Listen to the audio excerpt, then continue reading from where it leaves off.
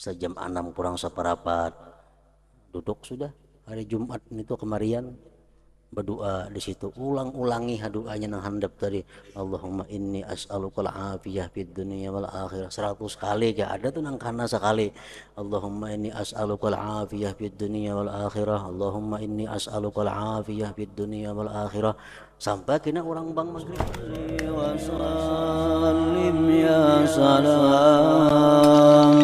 ala nabi khairil anam والآل وصحب الكرام. بسم الله الرحمن الرحيم. الحمد لله رب العالمين والصلاة والسلام على أشرف الأنبياء والمرسلين سيدنا مولانا محمد وعلى آله وصحبه أجمعين. قال المصنف الإمام حجة الإسلام أبو حامد محمد بن محمد الغزالي رحمه الله ونفعنا بعلومه.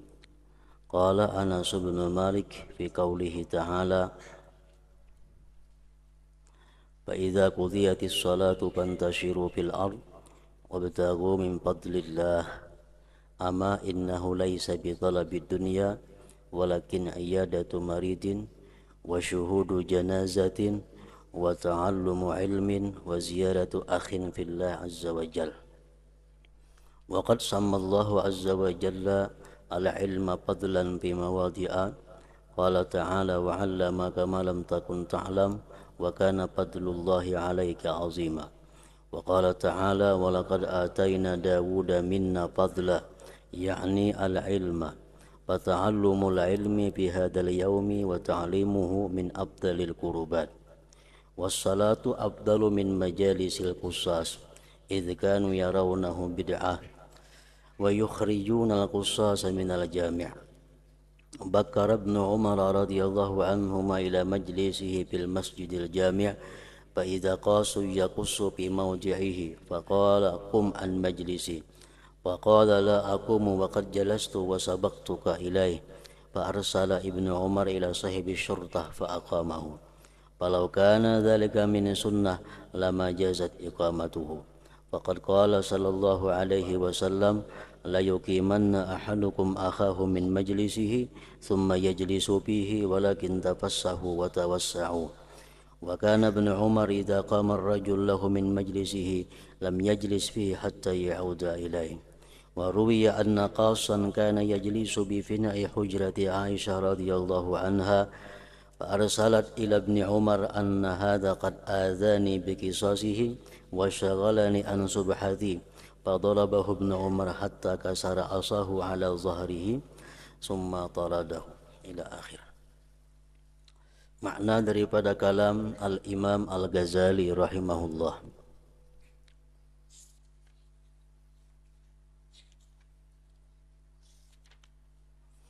Anas bin Malik berkata, Anas bin Malik salah seorang sahabat Rasulullah sallallahu alaihi wasallam.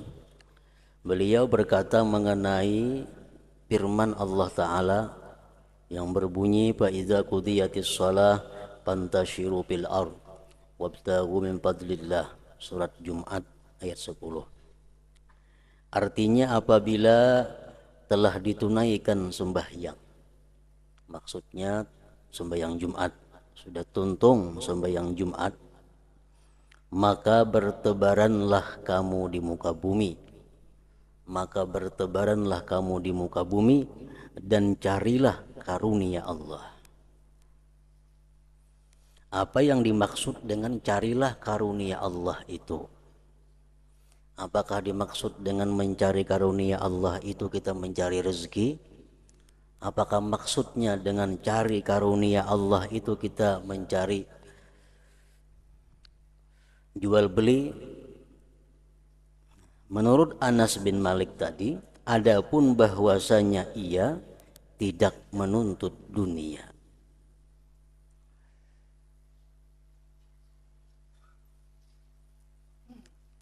Tafsir daripada firman Allah yang berbunyi carilah karunia Allah itu bukan menuntut dunia. Jadi jangan diartikan bahwa sesudah sembahyang Jumat itu marilah berlomba-lomba berusaha mencari dunia. Karena firman Allah mengatakan, fa iza qudiyatis shalah fantashiru fil ardi wabtaghu min fadlillah. Bukan mencari dunia maksud di situ, tetapi menjenguk orang sakit, menghadiri jenazah, mempelajari ilmu, menjenguk saudara karena Allah Azza wa Jalla. Itu artinya adalah mencari karunia Allah Subhanahu wa Ta'ala. Jadi alangkah baiknya artinya sesudah sembahyang Jumat itu bertebaranlah di muka bumi, mengilangi orang garing, kalau ada jenazah melawat ke orang mati, kalau ada pengajian umpat menuntut ilmu, kalau ada bisi dang sanak mengilangi dang sanak. Nah itu dimaksud dengan wabtagu min fadlillah tadi.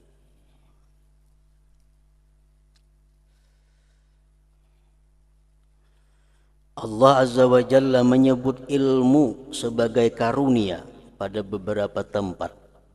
Di dalam Al-Quran Allah mengatakan bahwa ilmu itu adalah karunia.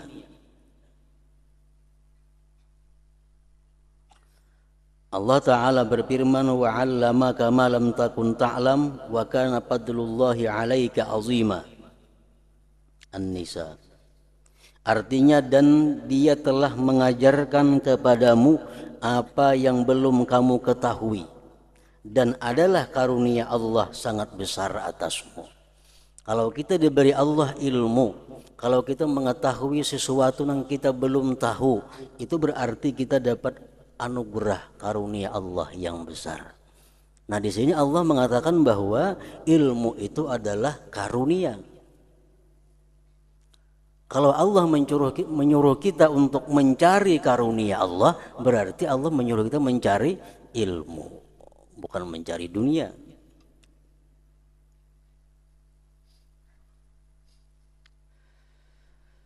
Dan Allah Ta'ala berfirman, walaqad atayna Dawuda minna fadla as-saba. Artinya, dan sesungguhnya telah kami berikan kepada Nabi Daud karunia dari kami. Allah maksudkan adalah ilmu.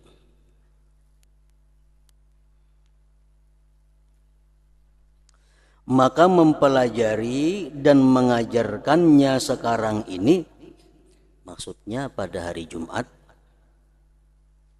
adalah termasuk seutama pendekatan kepada Allah Subhanahu wa Ta'ala.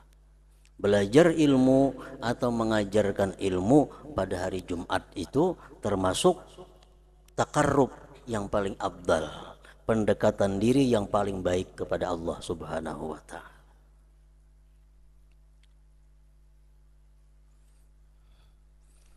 Tapi dalam minggu dahulu sudah dicatat oleh Imam Ghazali bahwa yang dimaksud dengan ilmu itu adalah ilmu nafi', ilmu yang bermanfaat maksudnya, bukan ilmu yang mudarat, ilmu yang kada ada manfaatnya. Salat itu lebih utama daripada majlis-majlis kisah. Nah, lain halnya menghadiri orang berkisah, itu lain menuntut ilmu. Itu bukan termasuk ilmu nafi', ilmu yang bermanfaat. Kalau kita menuntut ilmu yang bermanfaat, sesaat lebih baik daripada sembahyang 1000 rakaat. Tapi ilmu yang dituntut itu ilmu yang menambah kita takut kepada Allah, ilmu yang bermanfaat.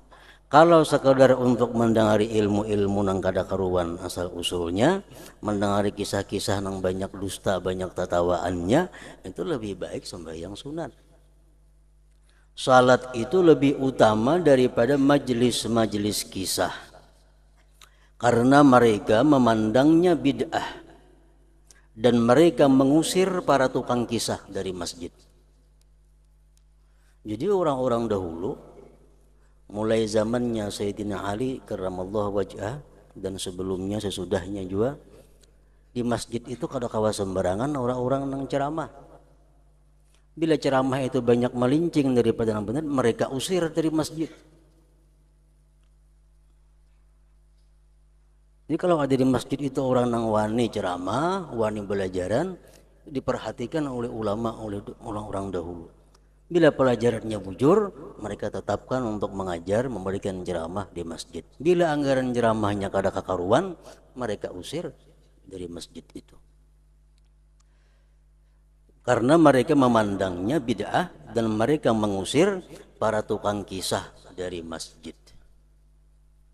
Maksudnya tukang kisah itu adalah kisah yang dikisahkan itu kisah-kisah yang kada jelas sumbernya. Walaupun yang dikisahkan tentang kisah Nabi, tentang kisah zaman-zaman dahulu, cuma yang sumbernya itu kada jelas, bukan daripada hadis yang bisa diperpegangi. Apalagi kisah-kisah yang kada kakaruan maginnya. Karena banyak beredar mulai zaman dahulu kisah-kisah para nabi itu sudah dicampur aduk oleh orang-orang Yahudi, oleh orang-orang Nasrani, sehingga kebanyakannya kisah-kisah itu terbanyak dustanya daripada benarnya. Kecuali kita mengisahkan tentang kisah Nabi sesuai dengan apa yang di dalam Al-Quran, nah itu kan jadi masalah. Dalam Al-Quran ada kisah Nabi Yusuf, ada kisah Nabi Daud, ada kisah Nabi Sulaiman dan sebagainya. Nah kita kisahkan sekedar apa yang dalam Quran itu baik. Ada termasuk kisah yang dicela. Kisah yang dicela ini kisah yang sudah melebar daripada Quran dan hadis. Banyak artinya hadis-hadis yang batil, hadis-hadis yang maudhu tentang kisah berkaitan dengan Nabi Yusuf. Nah itu banyak kelebihan kisahnya, dilebihkan oleh orang-orang ahli kitab Yahudi Nasrani. Tentang kisah Nabi Ayub banyak kelebihan. Ada yang menceritakan bahwa Nabi Ayub itu awak sidin itu hibak lawan kudis. Awak Nabi itu hibak lawan kuringan sehingga dihurung ulat. Awak Nabi dihurung ulat sebagian awak. Karena bila hendak sambahyang Nabi Ayub sidin buangi ulatnya. Karena imbas sambahyang andaki pulang ulatnya ke kuring-kuring itu. Nah kisah-kisah macam itu kisah nang kada bujur itu kisah karangan-karangan orang-orang Israiliyat ngarannya. Nah jadi kisah-kisah macam itu di masjid itu kada cocok didengari, lebih baik sembahyang sunat.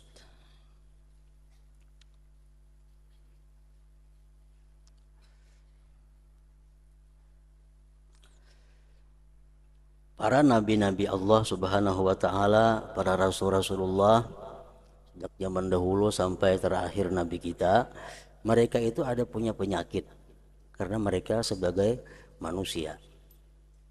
Tapi penyakit-penyakit mereka itu kada boleh sampai membuat jijik manusia. Penyakit-penyakit mereka itu kada boleh penyakit yang sifatnya menular kepada manusia. Jadi Nabi itu mau aja garing, mau aja penyakit, cuma penyakitnya kada mau jijik kurang melihat. Kalau Nabi Ayub dipadahkan awak sidin hibak lawan kudisan, nah itu kan mau beparak orang. Jijik jadinya, nah kada mau Nabi diberi Allah penyakit nang seperti itu. Itu hanya kisah-kisah nang kada jelas asal usulnya. Jadi maksud Imam Ghazali dalam kitab ini adalah bahwa jangan menghadiri majelis-majelis nang isinya kisah, ya kisah-kisah nang macam itu. Lain hal kisah Al-Quran, nah itu lain masalahnya. Ibnu Umar radhiyallahu anhuma berpagi-pagi ke majelisnya di masjid. Tiba-tiba ada tukang kisah sedang berkisah di tempatnya. Di masjid itu ada tempat Ibnu Umar belajaran. Begitu sidin datang ke tempat itu ada tukang kisah duduk di situ berkisah. Lalu ia berkata, berdirilah dari majelisku, ujar Ibnu Umar. Ia menjawab, tukang kisah tadi menjawab, saya tidak akan berdiri karena saya telah duduk dan mendahului kamu padanya. Lalu Ibnu Umar mengirimkan kepada polisi, lalu polisi itu mendirikannya. Seandainya hal itu termasuk sunnah, niscaya tidak boleh mendirikannya. Karena Nabi SAW telah bersabda, la yuqimanna ahadukum akhahu min majlisihi summa yajlisu fihi walakin tafassahu wa tawassa'u. Artinya janganlah seseorang di antaramu mendirikan, membangkitkan saudaranya dari tempat duduknya, kemudian ia duduk padanya, tetapi lapangkanlah dan luaskanlah. Di masjid itu kalau ada tempat nang seseorang lebih berhak daripada yang lain. Masjid mulai saf pertama sampai saf ujung itu kalau ada tempat yang punya seseorang kalau ada. Siapa yang terdahulu itulah yang berhak duduk di situ. Ini tukang kisah duduk berdahulu di situ. Andai kata tukang kisah itu benar, kada boleh Ibnu Umar menyuruh berjauh dari tempat itu. Nah, Ibnu Umar menyuruh berjauh dengan tukang kisah dari tempat itu berarti itu adalah sesuatu yang dikisahkannya yang kada bujur. Misal kita di masjid duduk parak tihang aja, duduk parak tihang di masjid itu sudah langganan. Satu hari kita datang ada orang yang mengisinya, kada boleh kita menyuruh balik ayo menjauh nih tempatku, kada kawa. Itu masjid siapa aja pun berhak duduk, siapa yang terdahulu itu yang punya hak. Ada larangannya.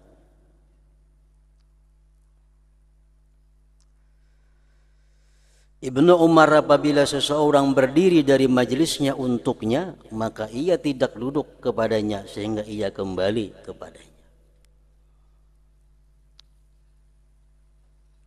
Dan diriwayatkan bahwa seseorang tukang kisah duduk di halaman kamar Aisyah radhiyallahu anha. Maka Siti Aisyah mengirimkan utusan kepada Ibnu Umar, sesungguhnya orang ini telah mengganggu saya dengan kisah-kisahnya dan menyibukkan saya dari tasbihku. Maka Ibnu Umar memukulnya sehingga tongkatnya pecah atas punggungnya si tukang kisah tadi. Kemudian ia mengusirnya.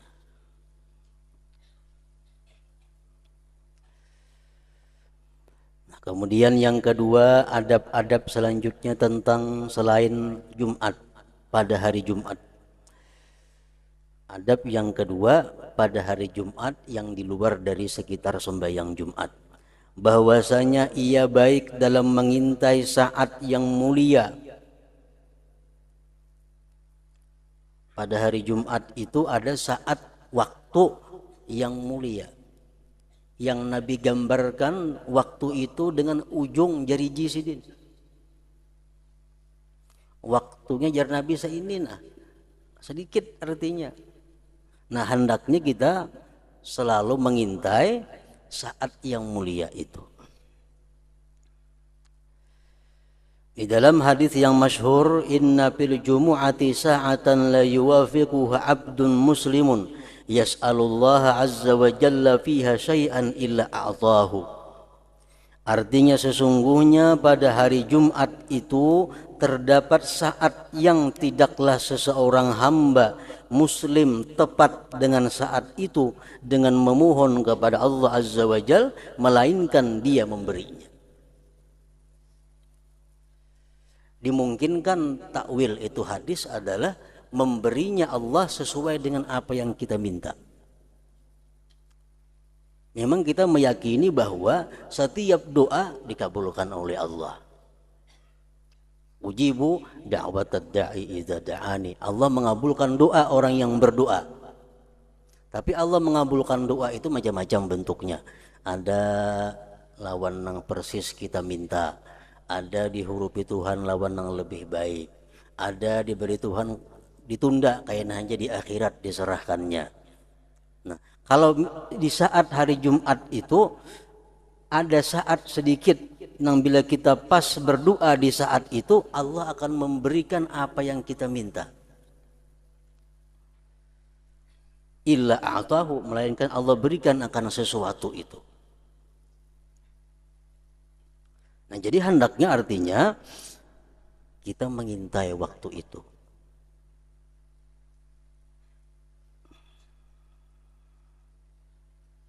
Sesungguhnya pada hari Jumat itu terdapat saat yang tidaklah seseorang hamba muslim tepat dengan saat itu dengan memohon kepada Allah Azza wa Jal, melainkan dia memberinya.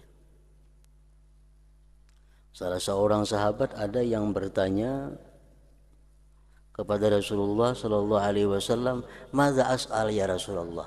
Apa yang baik ulun minta wahai Rasulullah? Yang baik yang diminta apa? Faqala Rasulullah menjawab, "Salillah al-afiyah fid dunya wal akhirah." Mintalah kata Rasulullah afiyah dunia dan akhirat. Allahumma inni as'alukal afiyah fid dunya wal akhirah. Ya Allah, aku minta kepada Engkau afiat dunia dan akhirat.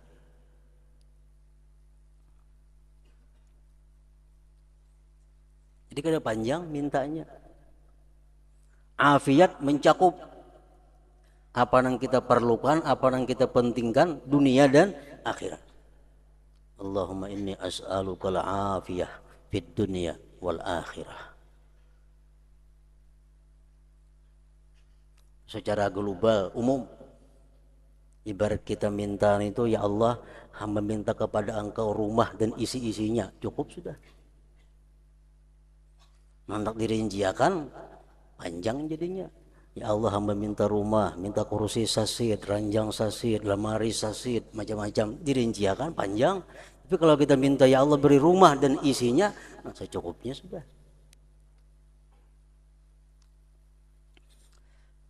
Amun hendak kita rinciakan afiat itu antara lain adalah, pertama maksudnya kita minta afiat itu ghufranuz dzunub wal khataya. Menasa kehandapan untuk berdoa, ya Allah, hamba kepada Engkau minta afiat. Wassalamualaikum alhamdulillah alamin. Kan asa kehandapan doa tuh. Masa kada bepala orang menyuruh membaca doa. Dirinciakan pengertian afiat. Yang pertama, ghufranuz dzunub wal khataya. Minta kepada Allah diampuni dosa dan kesalahan. Itu modal utama.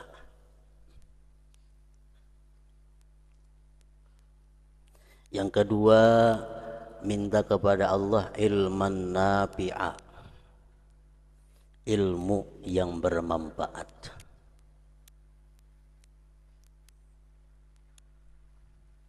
Yang ketiga, minta kepada Allah amalan mutaqabbala, amal yang diterima.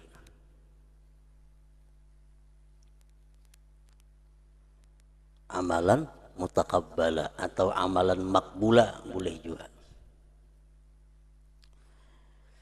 Yang keempat, minta kepada Allah rizqan wasi'an halalan thayyiba, rezeki yang halal, yang luas, yang thayyibah.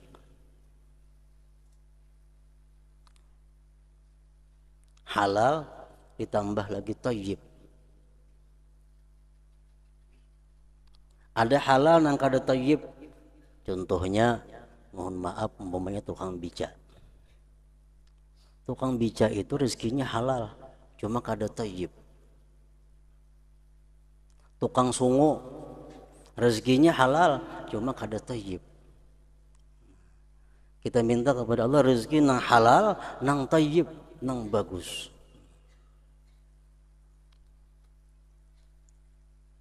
Yang keempat, minta kepada Allah rizqan wasi'an halalan thayyiba, rezeki yang halal, yang luas, yang thayyib. Yang kelima, kita minta kepada Allah zaujan wa dzurriyyatan sulaha. Zaujan wa dzurriyyatan sulaha. Minta kepada Allah pasangan hidup laki atau bini dan keturunan yang saleh. Yang keenam, termasuk dalam kandungannya afiat tadi. Yang keenam, nasran alal a'da, minta pertolongan menghadapi musuh. Musuh yang utama adalah nafsu kita seorang. nang kedua syaitan, musuh nang ketiga orang-orang kafir yang berusaha menghancurkan Islam dan lainnya. Nah, kita minta nasran alal a'da, ditolong atas musuh-musuh. Yang ketujuh kita minta lagi salamatan biddin wad dunya wal ukhra. Salamatan anil bala, selamat daripada bala, biddin wad dunya wal ukhra, baik masalah agama, baik dunia atau akhirat. Yang kedelapan kita minta lagi sihhatan wa quwwatan wa ragbatan fit taqwa. Sihhatan sihat, wa quwwatan kuat, wa ragbatan gemar fit taqwa pada takwa. Yang kesembilan kita minta khatimatal husna, husnul khatimah. Yang kesepuluh kita minta dukhulul jannah bighairi hisab, masuk surga tanpa dihisab. Nah, apalagi yang kurang 10 macam itu ngarannya adalah afiyat. Mun hendak diringkas, as'aluka ya Allah al-afiyah. Pertama minta diampuni dosa, kesalahan. Yang kedua minta ilmu yang bermanfaat. Ketiga minta amal yang diterima. Keempat minta rezeki yang luas, yang halal, yang thayyib. Kelima minta kepada Allah pasangan hidup, zuriat yang saleh. Keenam minta ditolong menghadapi segala musuh. Ketujuh selamat daripada bala, baik agama, dunia dan akhirat. Yang kedelapan minta kepada Allah sihat, kuat, gemar dalam takwa. Sihat cuma kada kuat, apa gunanya? Awak sihat tapi sembahyang 2-3 rakaat, oh yo sudah. Sihat, kuat, gemar fit taqwa. Yang kesembilan husnul khatimah.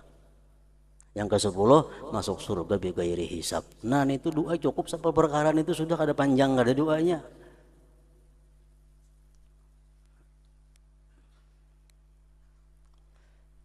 Jadi sahabat ini bertakun kepada Rasulullah, ngapa nang ulun minta wahai Rasulullah, ujian Nabi sallallahu al-afiyah fid dunya wal akhirah. Mintalah kamu afiat dunia dan akhirat. Munnya kada hafal yang 10 tadi, cukup afiat tadi.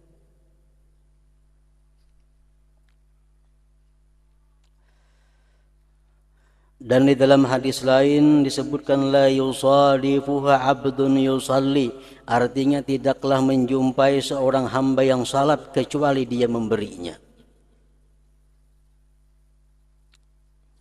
Ada yang mengatakan berdoa, ada yang mengatakan salat. Saat itu diperselisihkan apabila saat nang dikabulkan doa kita itu. Karena hari Jumat itu adalah kurang lebih waktunya 12 jam.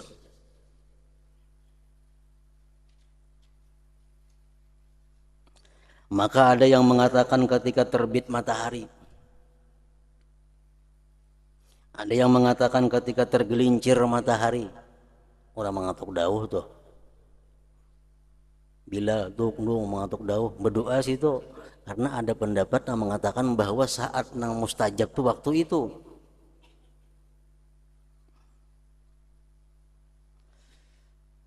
Ada yang mengatakan ketika azan. Ada yang mengatakan ketika imam naik mimbar dan mulai khutbah. Ada yang mengatakan apabila manusia berdiri untuk salat. Ada yang mengatakan akhir waktu asar. Saya maksudkan waktu ikhtiar maksudnya. Dan ada yang mengatakan sebelum tenggelam matahari. Dan Siti Fatimah radhiyallahu anha selalu menjaga waktu itu. Dan ia menyuruh pelayannya yang perempuan untuk melihat ke matahari. Lalu pelayan itu disuruh memberitahukan turunnya matahari. Lalu ia Fatimah mulai berdoa dan istighfar sampai terbenam matahari. Dan Fatimah memberitakan bahwa saat itulah saat yang dinanti. Dan ia meriwayatkannya dari ayahnya Rasulullah sallallahu alaihi wasallam wa alaihi. Jadi para ulama menyimpul dari beberapa hadis Rasulullah Sampai ada yang mengatakan 40 pendapat waktu-waktu yang mustajab itu. Artinya ada 40 khilafiyah, ada 40 macam pendapat ulama. Ada yang mengatakan sampai 20 aja, ada yang mengatakan sampai 10, 15 saja, macam-macam. Jadi mau seharian kalau betah luput berdoa artinya. Amun kada kawa seharian kita pilihi waktu-waktu itu. Karena waktunya kada lawas sedikit je Nabi kayak ini. Artinya dalam hitungan menit kada sampai seberapa jam waktunya nang Tuhan membuka hijab di mana kita doa kabul. Jadi pendapat ulama dia mengatakan baina tulu'il fajri wa tulu'is syams. Mulai antara terbit fajar sampai terbit matahari. Ada yang mengatakan demikian karena ada hadis juga demikian. Mulai orang azan subuh sampai terbit matahari. Nah antara itu waktu nang mustajab. Kada jauh banget, paling-paling kada sampai tengah 2 jam lah ya kira-kira.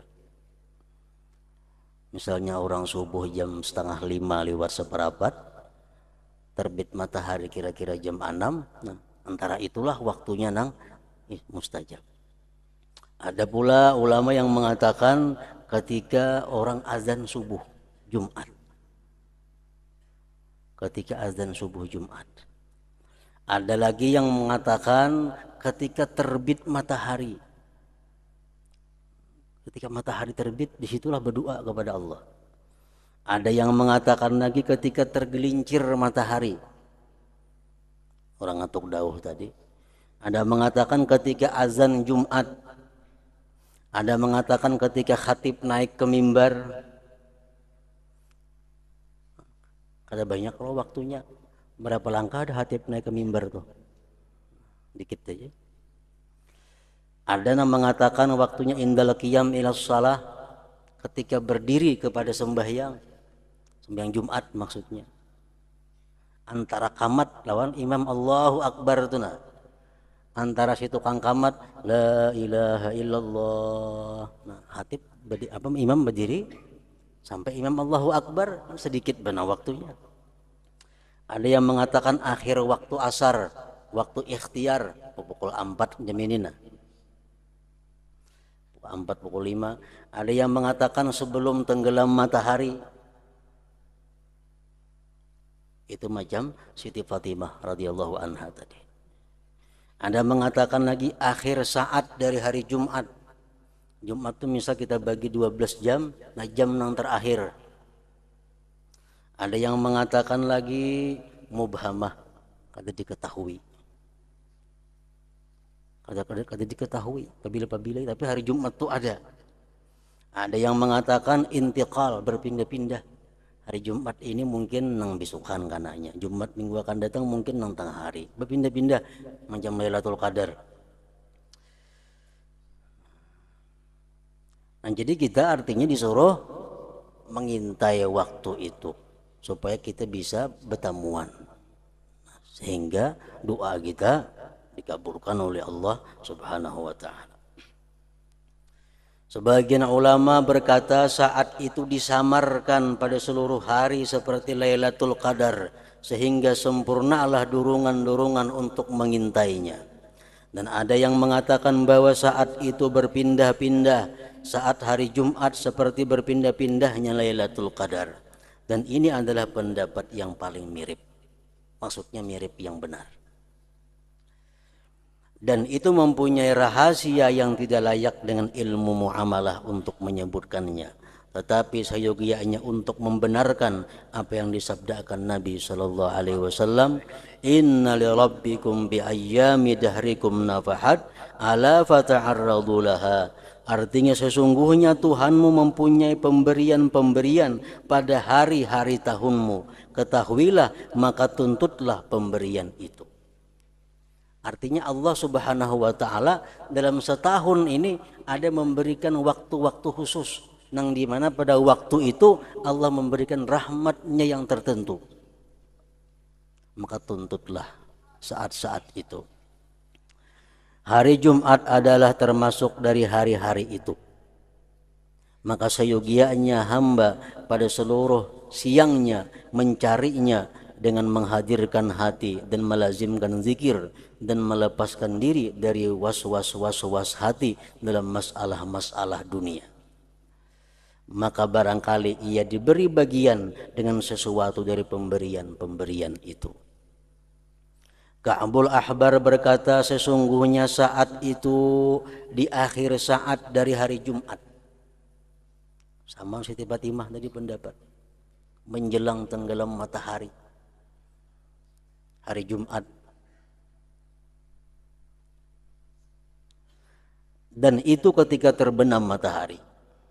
Lalu Abu Hurairah berkata, bagaimana saat itu berada di akhir saat, padahal saya telah mendengar Rasulullah SAW bersabda, la yuwafiquha abdun yusalli wala tahina salat. Artinya tidak bertepatan akan saat itu seorang hamba yang salat, dan tidakkah waktu itu waktu untuk salat? Maka ada hadis Nabi yang mengatakan siapa-siapa yang berdoanya itu rahatan sembahyang. Ada hadis yang mengatakan bahwa berdoanya itu dalam salat. Sedangkan imbah asar itu kan kada boleh sembahyang. Nah, lalu Ka'ab berkata, apakah tidak bersabda Rasulullah SAW, man ka'ada yantazirus salah fahuwa fis salah. Artinya barang siapa yang duduk untuk menunggu salat, maka ia di dalam salat. Kita nih duduk mahadang maghrib, mulai 5:30 duduk mahadang maghrib, sampai waktu maghrib duduk kita itu dihitung pahala sembahyang oleh Allah Subhanahu wa ta'ala.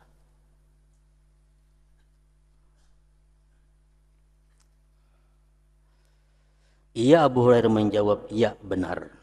Ia Ka'ab berkata, itulah salat. Nah, jadi artinya waktu nang mustajab itu adalah waktu di mana kita duduk menunggu salat maghrib.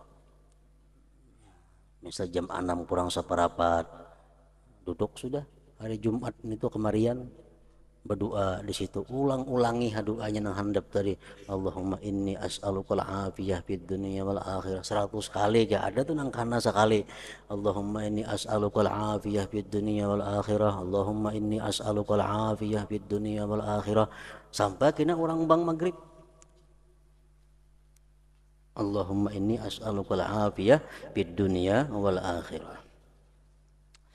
Dan adalah Ka'ab condong bahwasanya saat itu adalah rahmat dari Allah Subhanahu wa ta'ala bagi orang-orang yang melaksanakan hak hari ini.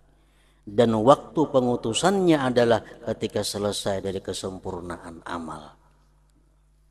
Karena hari Jumat itu akhir amal, waktu kemarian itu. Nah biasa orang mau upah itu waktu akhir amal itulah diberi upahnya.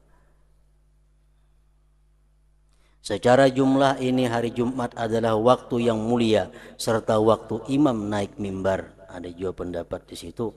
Maka hendaklah seseorang memperbanyak doa kepadanya. Pada keduanya. Yang ketiga, disunnatkan untuk memperbanyak salawat atas Rasulullah SAW pada hari ini Jumat. Rasulullah SAW bersabda, man shalla alayya fi yaumil jumu'ah thamanina marratan ghafarallahu lahu dhunuba thamanina sanatan. Qila ya Rasulullah kaifas salatu alayka? Qala taqulu Allahumma salli ala Muhammadin abdika wa nabiyyika wa rasulika nabiyyil ummi wa ta'kidu wahidah. Wa in qulta Allahumma salli ala Muhammadin wa ala ali Muhammad salatan takunu laka ridha'a wa li haqqihi ada'a wa a'tihi al-wasilata wa ba'athu al-maqama al-mahmud alladhi wa'adta wajzihi 'anna ma huwa ahluhu wajzihi afdala ma jazaita nabiyyan an ummati wa salli alaihi wa ala jami' ikhwanihi minan nabiyyin was salihin ya arhamar rahimin. Artinya barang siapa yang membaca salawat atasku, ujar Nabi, pada hari Jumat sebanyak 80 kali, maka Allah memberi ampun kepadanya akan dosa-dosa 80 tahun.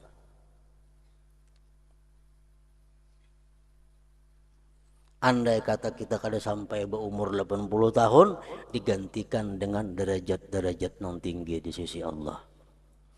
Ditanyakan, wahai Rasulullah, bagaimanakah salawat atasmu? Macam apa salawatnya wahai Rasulullah? Beliau bersabda, kamu ucapkan Allahumma salli ala Muhammadin abdika wa nabiyyika wa rasulika nabiyil ummi. Dalam riwayat yang lain bertambah wa ala alihi. Tambahi wa ala alihi. Ya Allah, berilah rahmat atas Muhammad, hambamu dan rasulmu, seorang nabi yang ummi, tidak dapat baca tulis. Hal itu dikemukakan 1 kali. Di 80 kali membacaan itu, Allahumma salli ala Muhammadin abdika wa nabika wa rasulika nabiyil ummi wa ala ali. Allahumma salli ala sayyidina Muhammadin abdika wa nabika wa rasulika nabiyil ummi wa ala ali.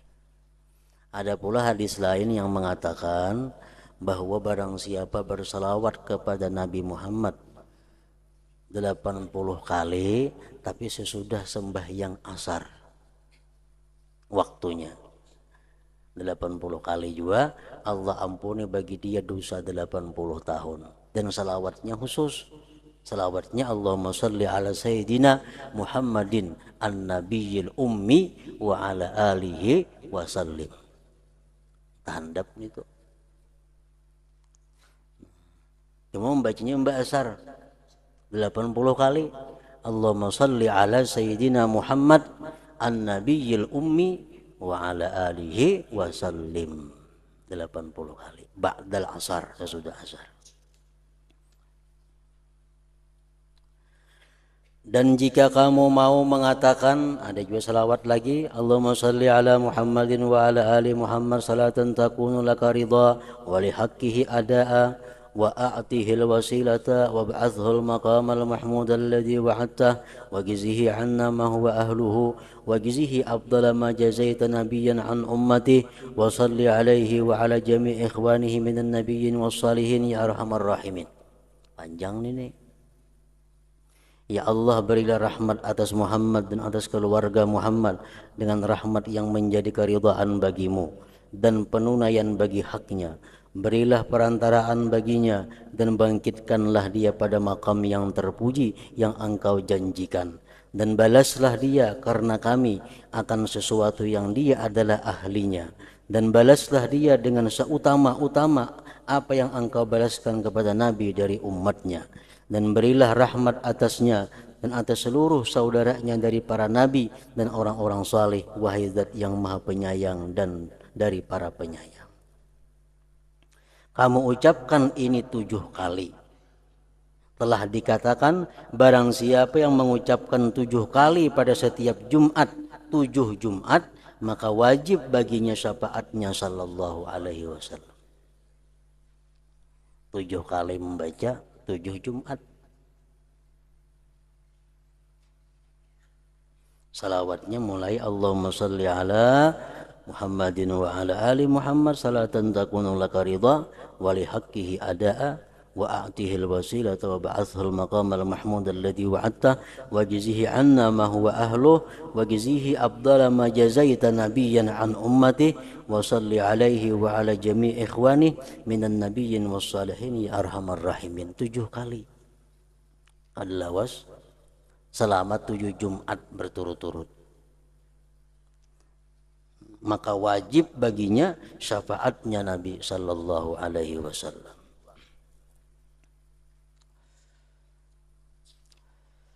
Jika ia mau menambah, maka ia membaca salawat yang ma'sur. Ia membaca Allahumma ja'al fadhaila salawatika wa nawamiya barakatika wa syara'ifa zakawatika wa ra'fatika wa rahmatika wa tahiyyatik ala Muhammadin sayyidil mursalin wa imamil muttaqin wa khatamin nabiyyin wa rasul rabbil alamin qaidil khairi wa fatihil birri wa nabiyyir rahmati wa sayyidil ummah. Allahumma ba'athu maqaman mahmudan tuzribu bihi qurbahu wa tuqirru bihi ainahu yagbituhu bihil awwalun wal akhirun. اللهم أعطه الفضل والفضيلة والشرف والبسيط والدرجة الرفيعة والمنزلة السامحة المنيفة. اللهم أعط محمدا سؤله وبلغه مأموله واجعله أول شافع وأول مشفع. اللهم عظم برهانه وثقل ميزانه وأبلغ حجته وارفع في أعلى المقربين درجته. اللهم احشرنا بزمرته واجعلنا من أهل شفاعته وأحينا على سنته وتوفنا على ملته وأوردنا حوضه واسقنا بكأسه غير خزايا ولا نادمين ولا شك ولا مبدل ولا فائت ولا مفتون. Amin ya rabbal alamin. Dalam dalail kurang lebih itu ada. Nah, ini cukup sekali saja. Secara jumlah seluruh apa yang dibaca dari lapas-lapas salawat, walau dengan masyhur dalam tasyahud salawat Ibrahimiyah, dalam tasyahud akhir biasa sembahyang, maka ia menjadi orang yang bersalawat. Salawat nang mana kan dibaca. Dan sayogianya untuk menambahkan istighfar kepadanya. Karena sesungguhnya istighfar itu juga disunatkan pada hari ini, hari Jumat tadi. Nah, yang keempat, membaca Al-Quran.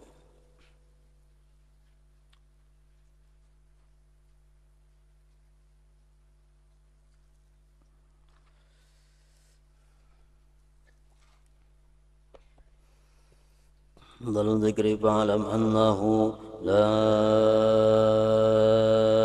ilaha illallah Muhammadur Rasulullah la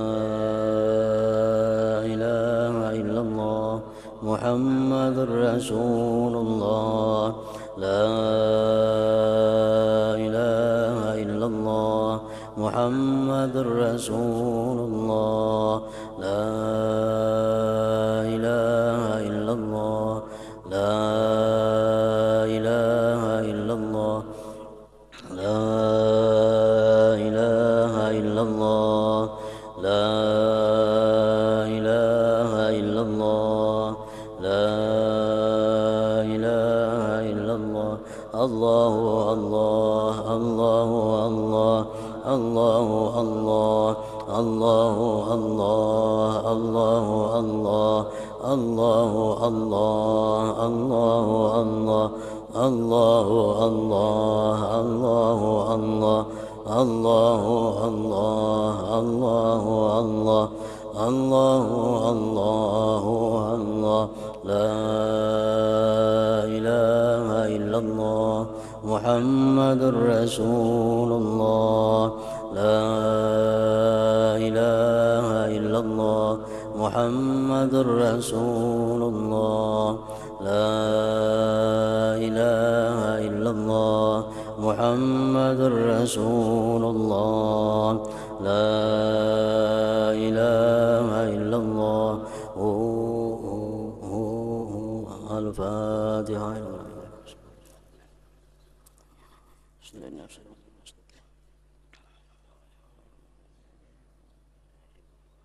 يا أيها الرجل منه شفاعة صلوا عليه وسلموا تسليما.